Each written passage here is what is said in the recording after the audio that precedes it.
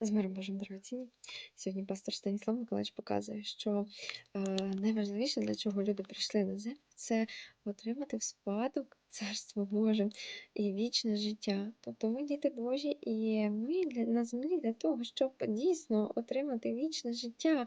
І пастор показує, що Бог, він як той господар. В притчі, про яку розповідає Ісус Христос, Він кличе нас постійно, кличе, прийдіть на пір.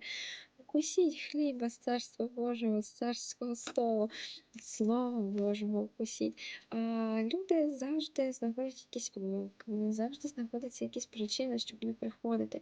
І пастор показує, що як багато покликаних.